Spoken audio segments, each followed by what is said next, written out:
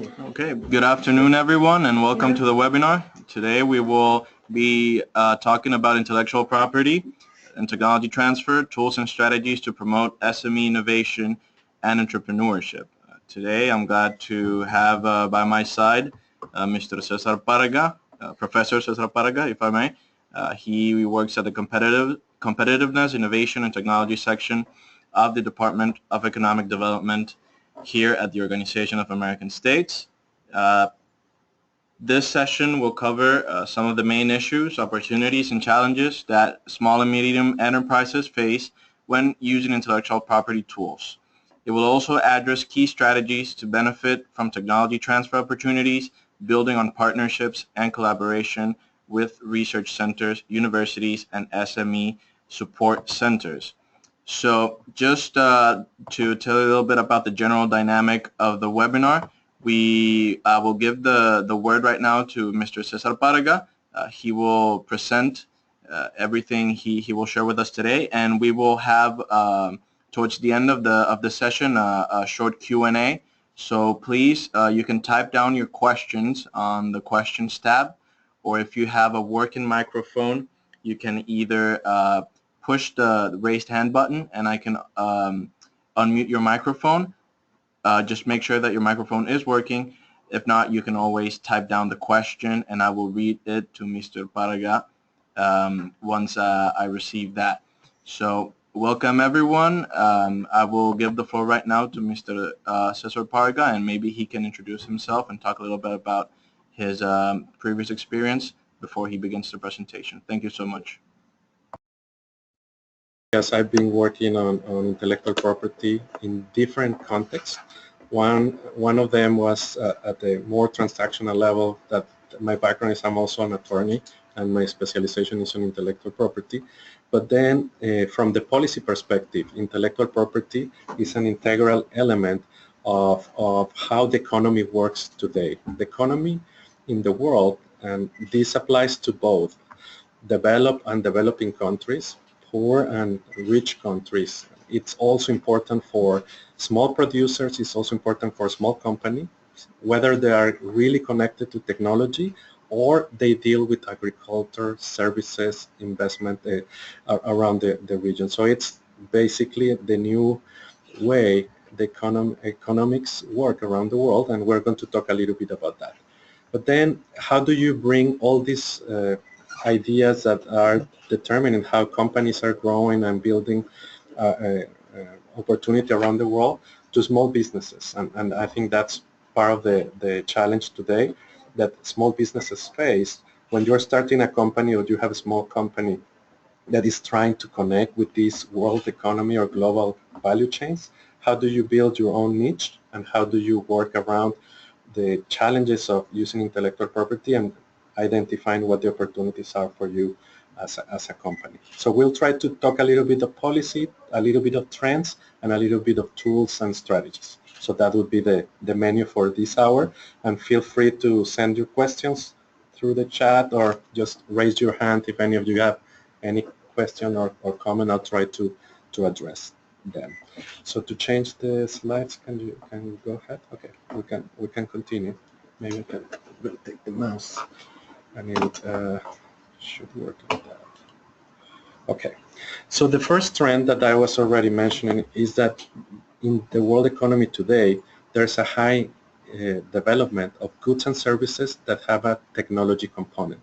And this technology component, or the intangible value, it's those elements in goods and services that make them different, that make them more valuable. And if you think about intellectual property, what we're talking about is ideas that can create wealth, and that's the concept. And each of the countries around the world has its own system to protect these ideas and to assign them a mechanism for owners and developers of these ideas to get a reward. This can be economical, they can be also connected to legal rights and institutions that support these legal rights. But in general, this is a trend that affects international trade, and it's positive for those who generate the value and capture it, and it's a challenge when you don't have all the tools to do it. But in general, there's no limitation around the world for companies from any country to build the system. And how do you translate this into economic opportunities? Whenever you can identify what's your niche in the value chain, and how do you capture it through intellectual property tools or mechanisms to facilitate that you get a reward for that idea, that distinctiveness, and that element that makes your product or your service different. So when we talk about this, maybe we can narrow it down a little bit. Think about technology and you think about ICTs, you think about telephones, you think about all the new media that facilitates communications and connects through social media and so on and so forth. But there are anything, even in agricultural products, that can make a product different. Think about when you go to the market and buy apples, or when you buy tomatoes. You just don't buy generic tomatoes or apples anymore. It's about the distinctive features of these products that research and development and the capacity of communities to build these brings to the table. And we're going to see some examples. So it's not only applicable to high tech, it's applicable to anything around us, from clothing, from our hobbies, from our way of life, transportation, communication, what we eat, what we play, what we think around us. So it's just how to capture and process this distinctiveness, what makes intellectual property very unique.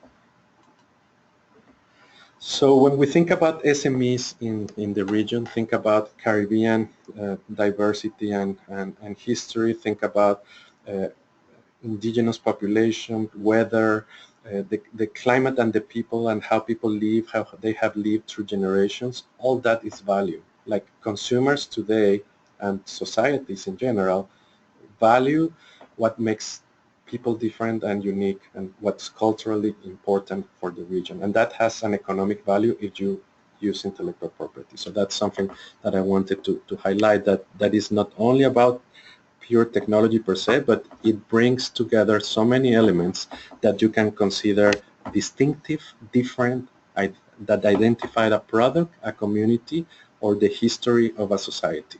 And all those can become very specific niches. Of course, if we talk about high tech, it can be sourced from many different institutions, entities, spaces. So today, high tech not only comes from specialized labs in big companies, it comes from anywhere in the world. And you have seen all these stories of young entrepreneurs building Microsoft, building Google, and that's a reality. It's possible, it can be done. But in general, all these new important disruptive innovations are coming from collaboration around the region, around the world. And I think innovation is more open, it's more equal in some ways, but it depends on bringing together talent, bringing together the capacity to test and respond quickly to what's happening in the market, and to connect with what's, kind of 10 or 20 steps ahead of trends of use, facility use, and the capacity of developers to know what's out there in the world. So I think when you think about strategies and how to build innovation from a small company, knowing what's happening around the world is really important. And here you have certainly several tools that can help, but the most valuable one is having access to the internet. You can do searches and understand what companies that are on the cutting edge connected to your product are doing. You can find now patent databases that provide over 6 million patents that you can search and find, identify.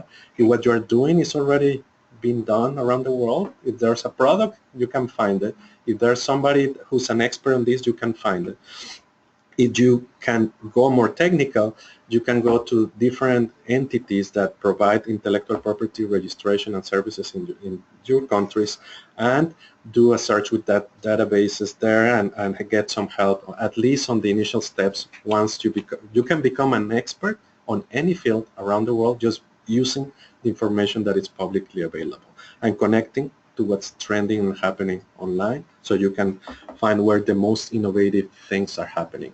And then you can decide if what you're doing should go a certain way or a different way. And I think that's the beauty of information and the capacity to process. But you know, getting there takes time and takes patience. Then if we sum up this idea that we can find uniqueness, distinctiveness, and capacity to differentiate, not only in technology, but in many fields of our lives and our capacity to build businesses, then this idea of how to capture that value is where intellectual property comes in. So you can have a really great invention, you can have a really great product with a very good idea of a brand, or you can have a wonderful book, a wonderful movie, or a wonderful script for a movie, or a great song you write. But then, in order for this to bring a reward to the individual or the company, you need to go through certain steps to make sure that this happens. And the level of protection and the level of enforcement in each country is different.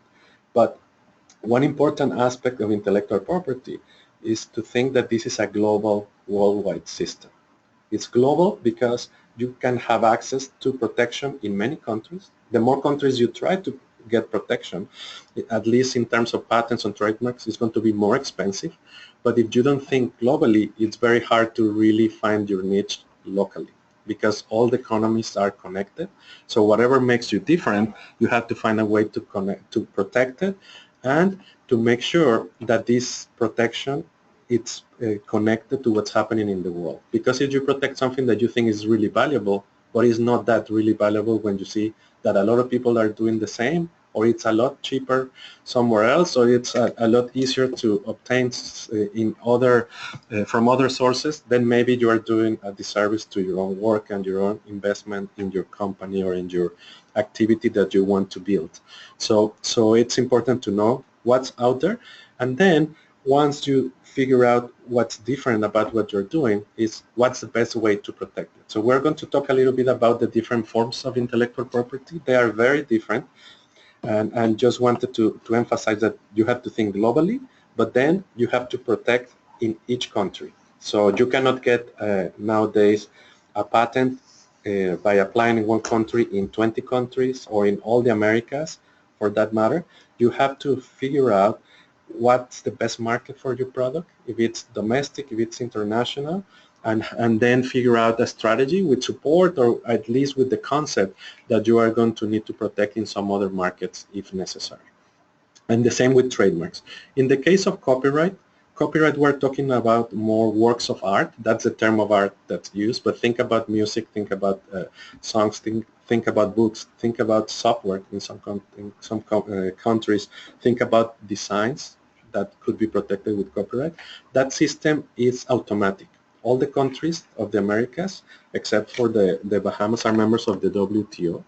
So all of them have acquired certain obligations and certain rights by becoming parts of the World Trade Organization. So among them are the adoption of standards, of conventions on intellectual property, including on patents and trademarks and copyright. So copyrights are protected by the moment you create it instantly. You can get a registration to get certain additional rights, but that's the only exception to the idea of protecting nationally. That's protected internationally thanks to the WTO and the Berne Convention. That's the original agreement or treaty on copyright. But in general, this idea, it's very important that you need to protect to get certain reward. And the reward will depend on how good is your idea, how great is your product, and how different it is from others. But there are certain steps you have to follow to be able to protect your intangible value. And I think that's something you have to take away from this presentation, is that in today's economy, the intangible value is really important. It's what makes a difference. You can produce certain products, but if they are just generic, like General Apples, you're going to get less price and less economic benefit because you are not differentiating your product from anybody else. If you think about clothing, if you think about chocolates, if you think about anything, if the less distinctive your product is today, the harder it is to produce and the harder it is to get a benefit. So once you have that intangible value, you have to protect it. If you don't protect it, anybody can copy and anybody can use it and sell it and take advantage of that. And that's where intellectual property brings a system to the table. So the system consists in that the governments in each country would have certain rules to get this protection. So we'll get back to that in a little bit. But for now, I wanted to show you some examples of what I mean by this, and we can come back to intellectual property processes. But if you think about what are the values that consumers look today, everyone is looking to be socially responsible, to have quality and convenience, to protect the environment, to understand what the origin of the products and services are, and what's the impact of these products on people, the environment, and anything we do. So if you think about the products you see nowadays, buying a chocolate a few years ago was very simple. You just buy the chocolate, it's milk chocolate or not. But now it's very hard because you have to understand who's building this company, what the company is telling you about their values, if they are environmentally friendly or not, if they are paying the workers and the producers in a reasonable and a way that is not detrimental to their rights and their families or the place where they live. So this is just an example of chocolate producing in Ecuador, but it's a concept. It's a concept that you capture through this brand that is the República del Cacao, that is certified by the government of Ecuador to be pure 100% chocolate. But if you see, there's a story behind it, and there's history, there's uniqueness, and that is conveyed to the consumer. So when you think about intellect from the point of view of intellectual property, you are no longer buying a simple product. You are buying a product that is differentiated in some way through the values that that the government of Ecuador and this group of producers are trying to build, but also sharing how this quality and this uniqueness is transformed and make you pay $3 or $4 instead of $2. And that's the bottom line. What's the reward and how do you get to that reward at the end of the day? So just wanted to give you this example. For those who can read in Spanish, it's just like a summary of some of the elements. It's telling you that it's excellent, it's a single origin, and there's social responsibility on how this tradition is being brought to the consumer nowadays. So it's sustainable, and then people have a say. But think about this is a Belizean chocolate. It's giving you a different story, but at the end, if you see, it's a little bit of old chocolate, but it tells you that this was a bar that was produced in a certain batch on a certain day, so you can source and identify what's happening. Because nowadays, if you have a problem with a product, you need to know where it comes from and what could happen. No? So I think this is one part. But then the economic aspect of this. When we think about intellectual property in technology, what you are getting is that whoever, or meaning whatever company, whatever individual, and whatever group of people are managing intellectual property and developing content, developing technology, whoever controls intellectual property is going to have a better return on investment. So let me see.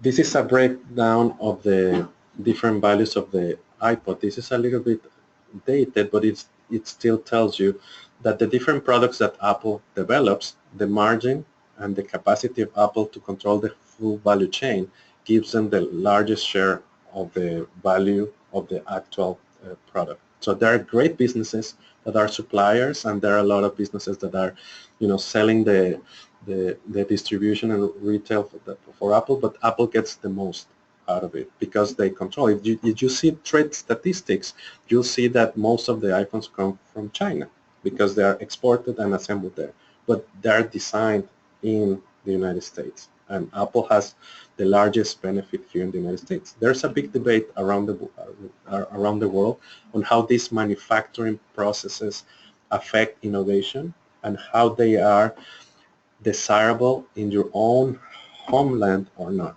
And that's a big debate in many developed countries, because the tendency has been to move away production to other parts of the world where you can get a better return on your investment.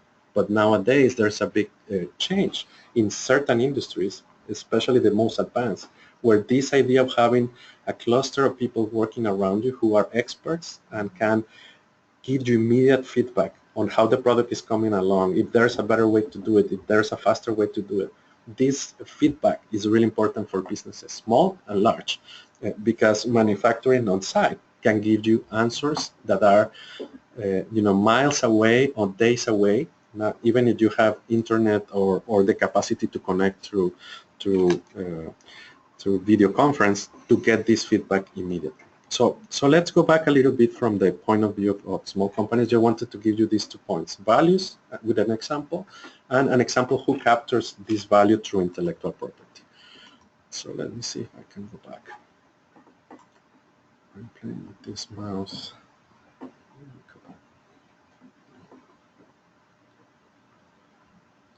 I just wanted to make a point here.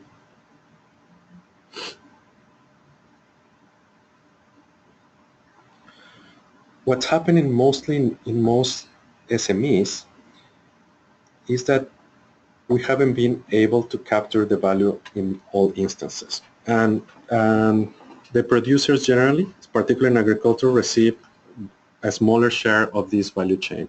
And if you saw the example of Apple, it's really important to know what's at the end of the value chain, because the closest you get to the consumer, generally the price that's paid for products and services is better. But if you control only the early part of the value chain, generally you don't know what happens to your product at the end. Generally, you don't know who's buying it. You don't know how much they're paying. You don't know who's in all the people or all the companies that are in between the original product, in particular raw materials, and the final consumer. So information about the value chain is really important, but then understanding how you can get closer to the consumer and control more of that value chain.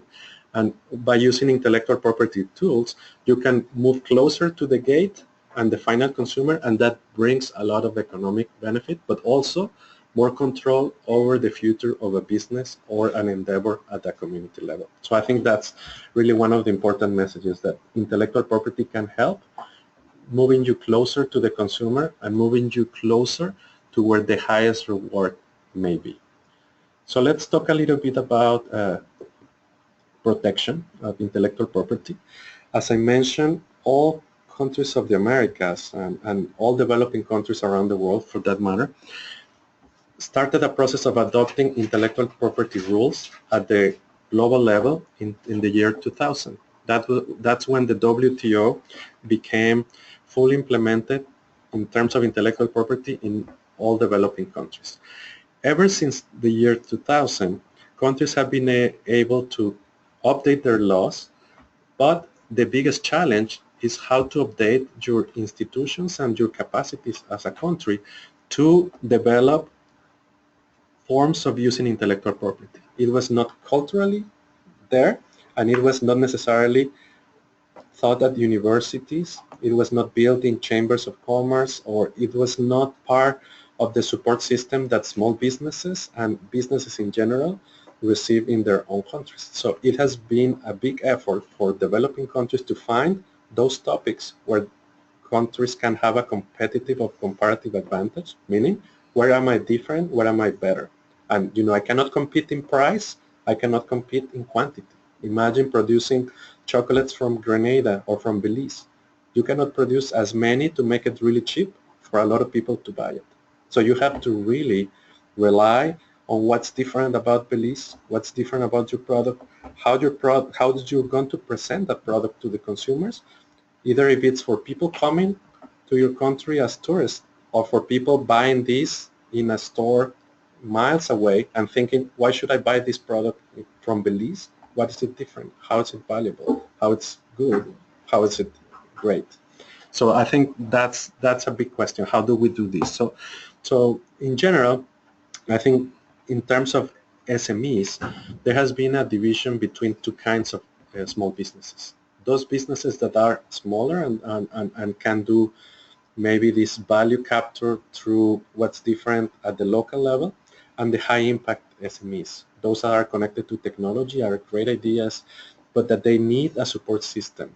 And that's where working, if you have really great ideas on technology, having peers that have the same knowledge or similar knowledge from you, not only in your country, from other countries, or working with universities or research centers where you have the entrepreneur, you have the researcher, you have another company that wants to enter into a new market or a new niche within their own market.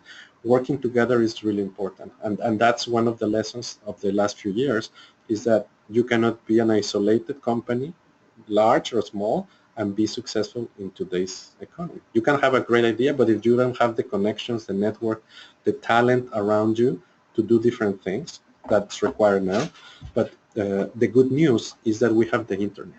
But the numbers today show us, and I think this is a great example what YBT is doing to promote this connection around our interns here at the OAS, but also with business people starting their companies or trying to develop new niches, is that we need this connection, because in a large percentage, contrary to other regions of the world, in Latin America and the Caribbean, our young people use the internet not to build businesses. It's to socialize and get information and entertainment, but not to build businesses. And I think that's one of the biggest important challenges we have, is how do we use these platforms also to build business, to find people who are doing similar things, to connect, to compete, and to get better.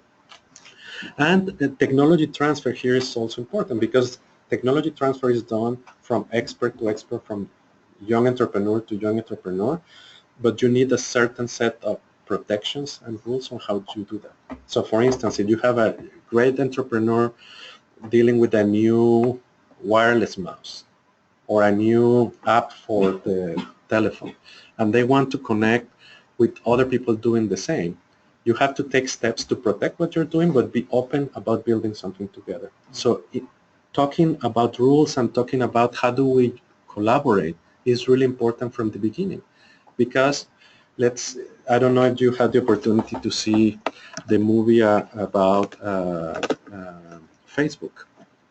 It was a copyright movie. It was the story of these 3 students working together that came out of school and decided to build this company. But then there was a big fight a few years later, once they were successful, on who owned what, and who really developed what idea. And you don't have to have a contract. Ideally you should have a contract, but when you are in school or just getting out of school, or you are not in school but trying to build a business and you're young and you have all this energy, what you want is at least to have the rules of engagement. Like, let's agree on ABC, put it in writing, simple, but we know where we start. And I think technology transfer, even if it's between Apple and Samsung, if it's between the University of Stanford, University of Guadalajara, the University of West Indies, a researcher there, a local company, a multilateral or multinational company, it's about clear rules and incentives. So everyone needs to know what is going to be gained and how it's going to be divided and who owns what from the beginning. That's really important, because once you are successful or once you have a big failure, everyone's going to have a fight instead of an endeavor and collective learning. So I think that applies to technology transfer at all levels, and to collaboration at all levels. So from 2016 and on, we don't know what's going to happen, but it's really important that these ideas of rules and having something to gain, or if we lose this way, it's really, really, really important. So let me keep moving. How's our region doing? If we compare ourselves to the rest of the world, and just this is the last policy thing we're going to talk about, but I just wanted to give you a sense of where we are versus the world. First, the way we measure innovation is traditionally done by the number of doctors or PhDs we have, the number of scientific publications, the number of certain standards or indicators that give you a picture of what's happening today, but not necessarily what's going to happen in the future. So one way to also keep in mind how innovation is moving is measuring the number or benchmarking the number of patents available in the world and the patents that are being generated by your countries. And if you see the numbers here, these numbers relate not to the patents that are, let's say, filed and granted in Mexico for Mexicans, which are not so many, but there are many more than what we see here. What you see here, it's the patents granted and applied in the United States. And you talk about Europe, you talk about Japan, you talk about the United States. Those are the big patent systems around the world. So a measure of success, if you are an inventor and you are a company that has patented, is whether you have applied to the US market to get protection. And every country and every entrepreneur from countries that are members of the WTO, the World Trade Organization, which are, as I mentioned, all of the OAS member states except for Bahamas, you can use the system and get protection in any country. You have to obviously follow the rules and apply. But it's really important that if you have a global company or a global idea and you find the channel to do it, that you protect it in the key markets that depend on your technology. So just to give you an example, total applications from the region through the WTO system that allows protection in several countries in Latin America and the Caribbean among all our countries, all our member states except for the US and Canada is 1,308, which is very, very little. If you compare to Europe, Asia, and North America, when we're talking about much larger numbers. Same thing with the patents granted. Applications means that you go to the patent office, present your request for protection. A patent is generally granted if you comply with three requirements. One, you have to prove that your invention is new, that you are providing a solution to a technical problem and nobody in the world has ever published or protected what you're asking for protection.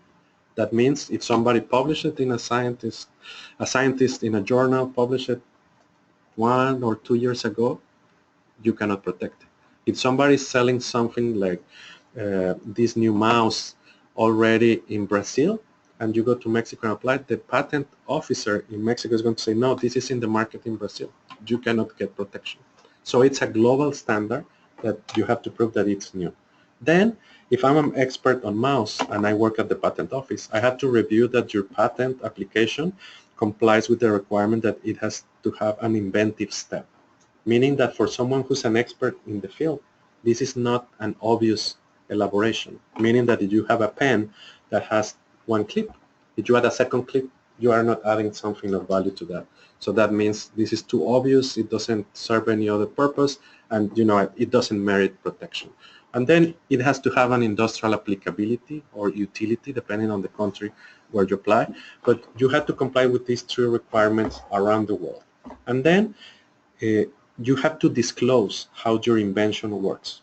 And in several countries, you have to disclose the best mode possible, meaning that you have to say, my mouse or my pen is going to do, my clip for my pen is going to do this, it's going to solve this problem, and this is going to be better than anything else that was in the state of the art. That's the term of art.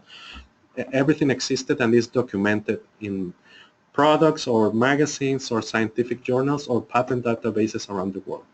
So in terms of patents, the governments provide an exclusive term of 20 years. That means you have 20 years of protection and nobody in the market where you patent can enter the market with a similar product. And if they do, they have to ask for your permission and they have to have what's called a payment of royalties, meaning that they have to pay you a percentage of the sales, a flat fee, or some form of payment that is going to be necessary for them to have authorization to enter the market. What happens with patents? Patents are expensive.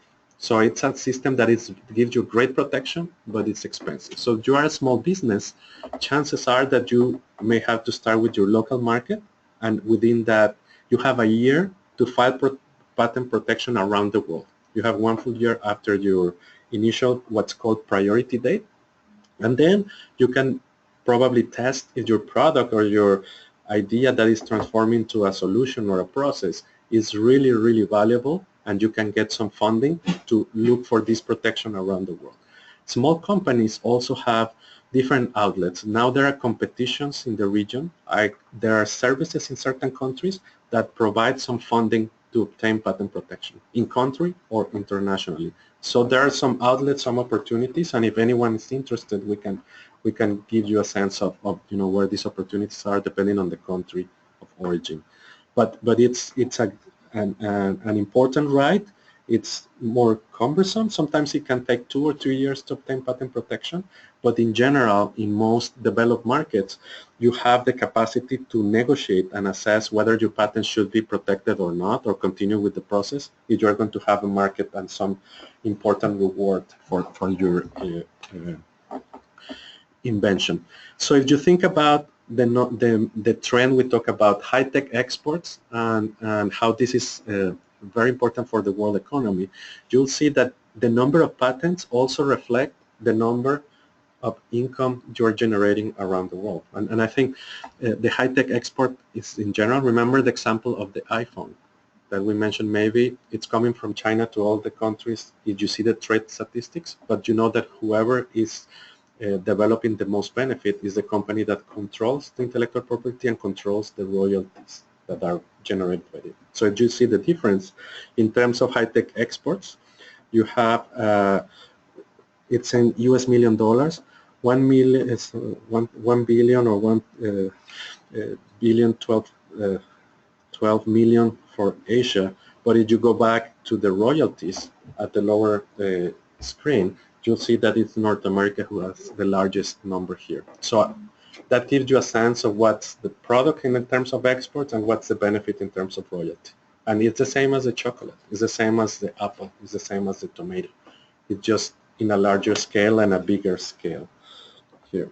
So different tools for intellectual property. As I meant, I explained a little bit how the patent system works, but each of the different intellectual property rights covers a different system, different values, and different complexities, costs, and opportunities. So patents are really important rights. They give you the right to exclude anybody else from the market where you protect. But here it's important to remember that patents, you have to go country by country.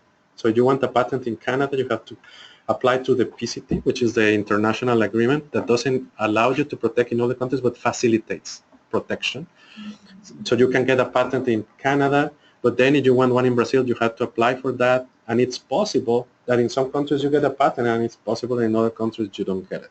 So the system are generally standard, but the interpretation of the requirements and the way the markets work are slightly different, depending on the philosophy of the patent system of the countries and the way the patent offices work. But then there are other rights. I mentioned copyright. Here I indicated that you get automatic protection from the moment of creation, but you can register in some countries and obtain better rights, meaning that if you have somebody who's infringing on your movie, of your book, on your software, you can go to court or you can go to the administrative office and get some orders to stop the infringement if it's happening. Think about even indigenous designs. In the case of Panama, Panama passed a law to protect indigenous rights on textiles. So what's happening is that some of the producers of textiles in domestic markets were getting copied from other countries, and they were sold in their own market in Panama for tourism. So they applied for an order from a local court, and they were able to take out the products that were infringing their products and being affecting their copyright. So copyright is more of a simple process, but it can be really valuable. Think about movies and think about the content on the internet. There's always a big debate on copyright, on what should be free and what shouldn't be free online. So that's always a challenge. But in general, the region, Latin America and the Caribbean, is very rich on all this field, because think about traditions, music, and culture. All it translates in what's called the creative industries that are extremely valuable in our countries. So I would just highlight that. Then trademarks, I mentioned the chocolate, and if you think about trademarks, we're going to see some examples, but it's how do you present your product and how can you make sure that when consumers go and buy your product again or go and want your service again, they know that it's you who's providing the service and it's you or the owner of the company who's providing the reward. So thinking about a good brand is really important for small businesses. You can pick anything. Think about Apple. It's a brand for computers, but it's not even suggestive. It's a very creative brand that brings an idea that is simple, but it's connected to a computer. So there are different ways of designing or defining your trademark, but generally you also have to apply it, like in the patent case, to a patent and trademark office and request a registration. In most of the countries, what you get is a 7 or 10 year grant to use your trademark registration for 7 to 10 years, and you can renew it and keep it as long as you want. So think about Coca-Cola or think about other brands that have been here forever. So your brand, as long as you use it and keep paying your fees, you can keep it on the market. And here we have service marks, we have trademarks, we have also what's called trade dress, meaning your whole appearance of a building or like a concept that you convey through franchises or different ways. So that's important to think. If you're a small business and your identity through a trademark is really important, or your colors or your elements that build your business, you have to make sure that you are consistent, and if you open another one, it has to follow what you have established in the first one. Or if you have 2 or 3 products and you're the same company, if you want them to be linked to the same concept, they have to have similar colors or similar patterns or similar names or some connection that you can keep control. Because in trademarks, it's as important to register as it is to protect it. Because there are some trademarks that if you are not really good at keeping them protected, anybody can start using them and then they lose value. So you can be the victim of what's called trademark dilution, meaning that they become generic terms in some ways. So the word cellophane, I don't know, that's one of the typical examples of trademark dilution. When the word cellophane was a proprietary name, it was a trademark, but now it has become a very generic term. Or Kleenex in some countries, it's seen as a generic to many products that are called Kleenex, but they are not really from Kimberly-Clark. So it's you have to be really good at enforcing those rights. And then we have geographical indications.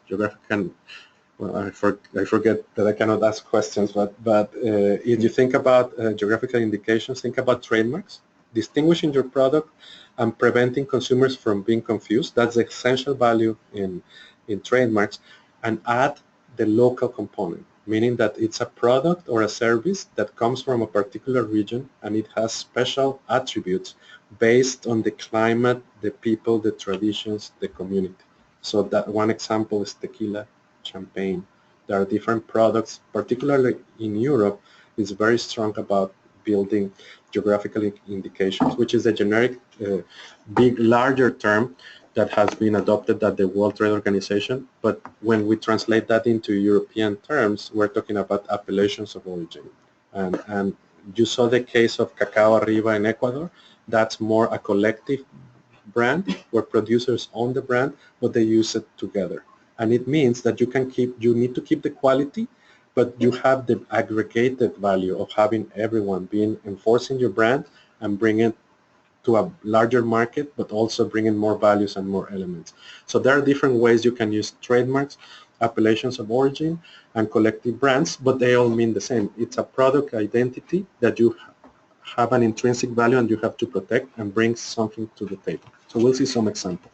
And then in some cases, what you have is that you could own intellectual property, but you may not be the best position to make it a big business, or your business is small and you want to grow it in a different direction.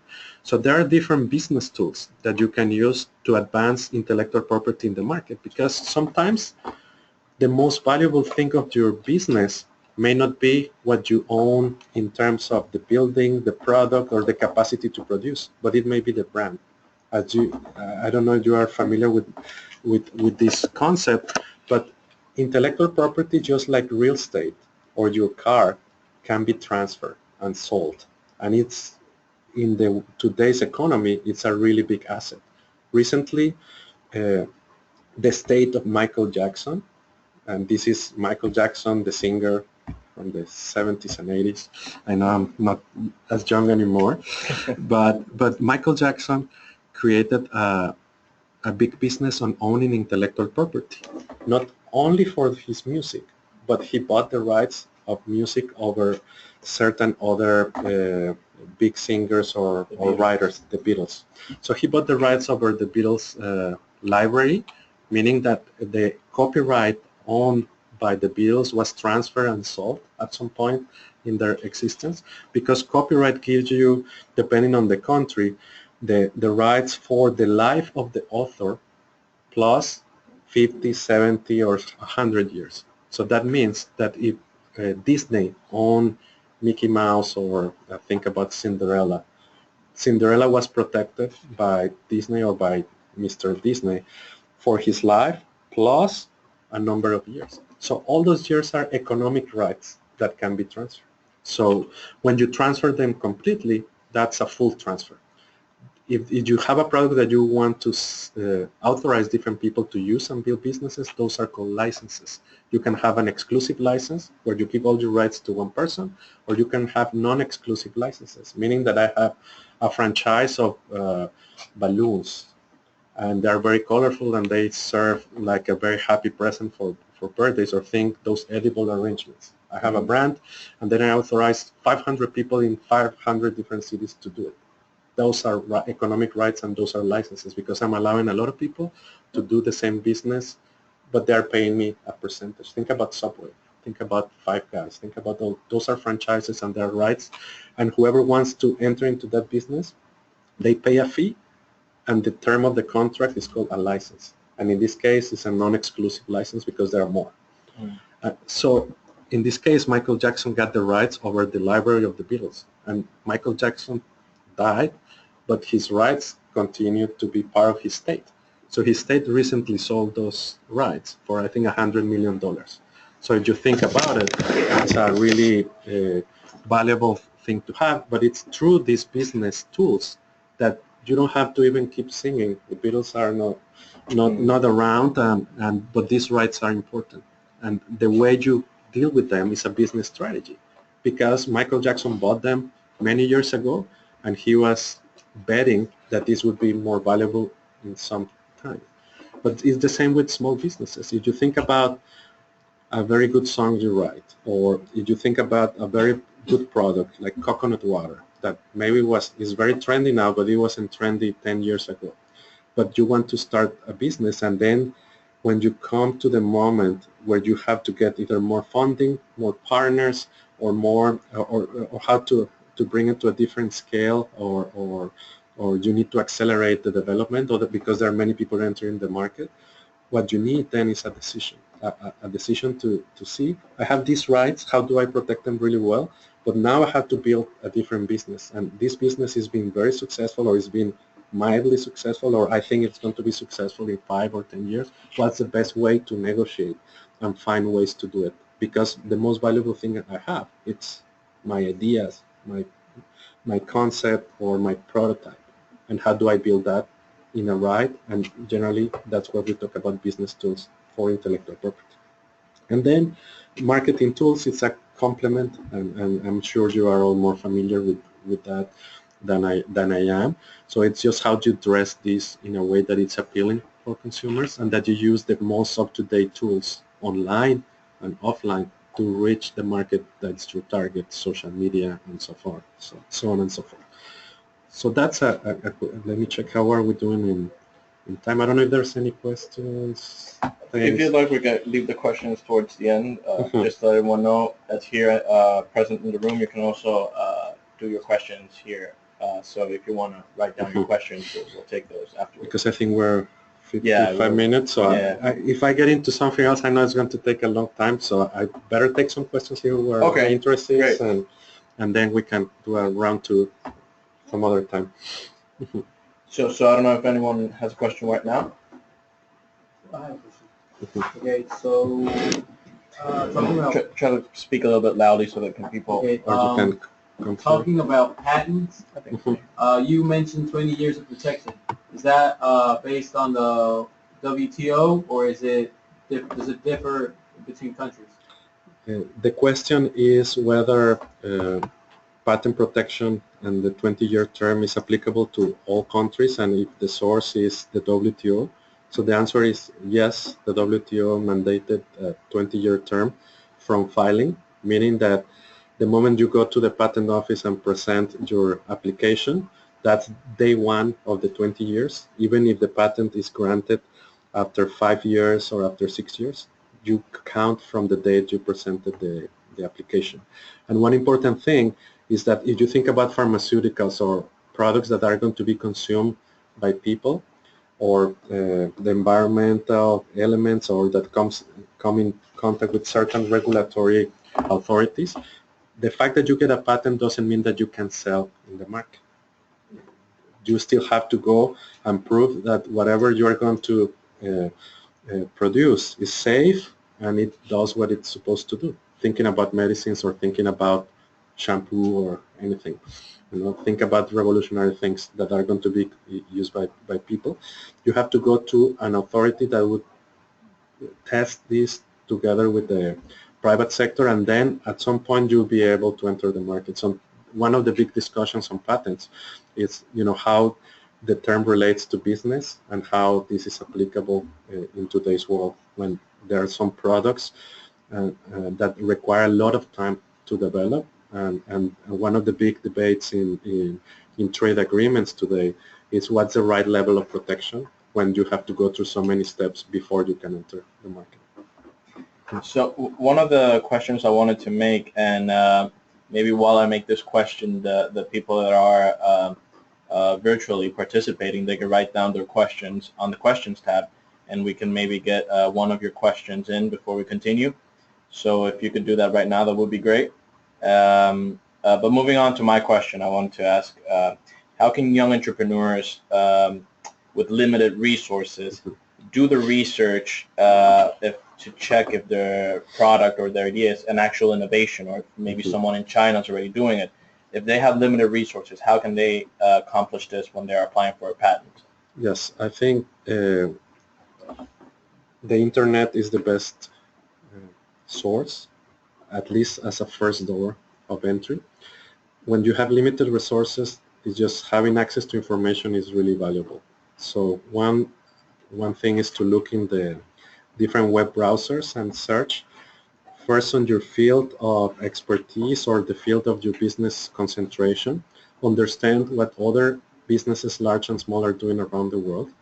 Then you can narrow down those searches as you learn more to really focus on, what's the sector of your invention, what's the focus of your company, and see if your focus and your sector are really competitive around the world. Because if you want to do, let's say, a new phone, you'll see that there are thousands and probably millions of thousands of patents on these.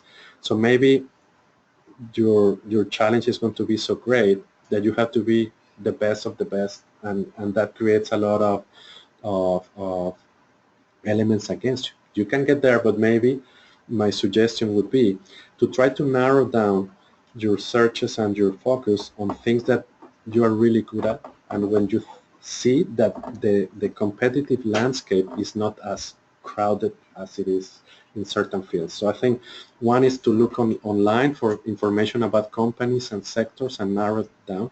And once you have a good grasp of how your company is specializing, and it can be on any field. I can show you there are in some countries patents for new varieties of apples, and there are patents for new methods of exercising cats. It can be anything. There's no limitation on how technology is measured by patent office. So any sector, new diapers, new equipment, new rackets, new shoes, new soles for the shoes, breathable textiles, anything, you name it.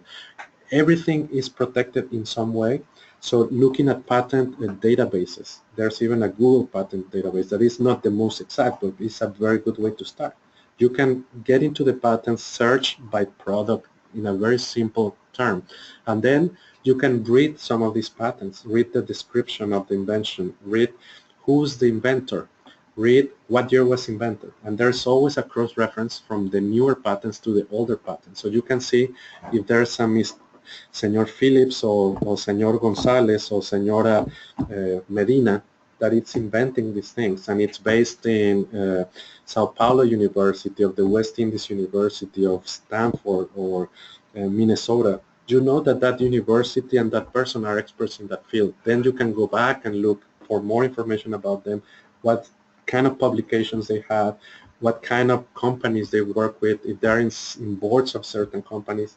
It's cross-reference information, use that patent database, and once you have that covered, then you can narrow down even more what you're doing and see if somebody else is already doing this. Then you can aspire to do it better in a more efficient or faster way, cheaper, and always see what's the value, what's your value proposition with your business. Because if you have a good value proposition, it has to be better than anything or everything that's out there. And the more you can focus and stay away from what others are doing, that means you have a competitive advantage. But you have to build it. And once you are there, you start talking to people who are experts in that field. If you are in Barbados and there are not so many people working on what you want to do or what you want to build, then try to look online and talk to people online. Always being careful with what you share, but being open about collaboration. I think you have to compete and you have to collaborate, but you have to build your own niche. And that niche is built by information, contacts, networking, and then finding that niche. And maybe finding that niche would require you to collaborate. So those are some ideas. See what's happening in the world, and then do research, and then build your network. It appears we got connection. So that was the last question. Let's see.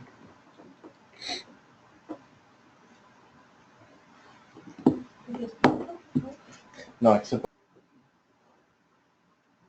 Okay, it's Otaviano from Brazil, and he's asking, where should I go to see if there's anything like my app out there around the world? Do I only find out when I apply for the patent? And I think Cesar was talking a little bit about this, but maybe if you can talk a little bit about how apps, if there's a specific tip you can give to Otaviano. Yes, Otaviano, I'm not so sure where your home base is. I know it's Brazil, but I don't know exactly where in Brazil.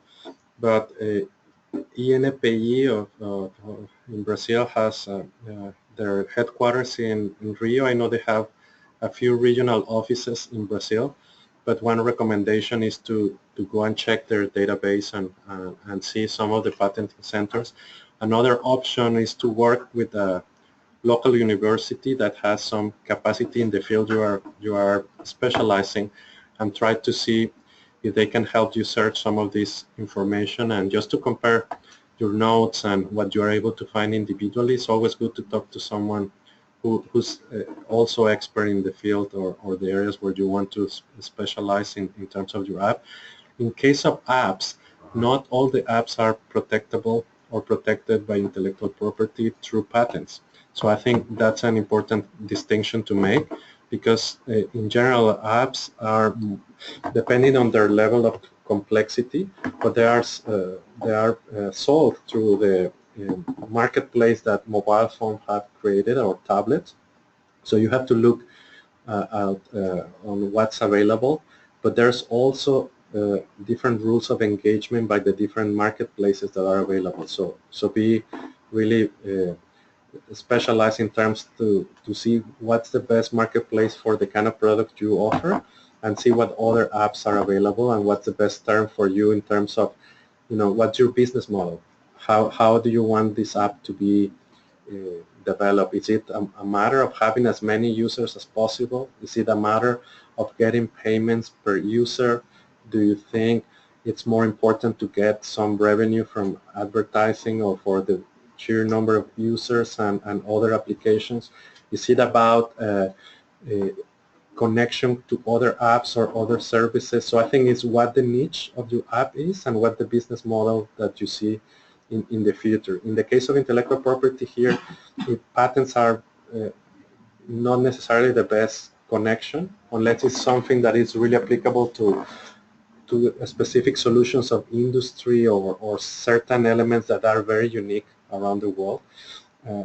In the case of the United States, patent protection is available for certain business methods, but this has been increasingly restrictive and it's very unique in terms of the standard of patentability. It's been narrowed and narrowed because most of the operations online have become more like obvious, you can call them, in terms of patent protection. So there are less and less opportunities to build business method patents. But that's not a standard that is applicable in most of the world. There are very few countries that have this context. So it's, in general, when you talk about apps, it's more connected to copyright, and it's a weaker form of protection if you are trying to develop these exclusive markets. I think in terms of software in general, the pace of change is so fast that there are some companies that protect software with patents in markets where that's possible.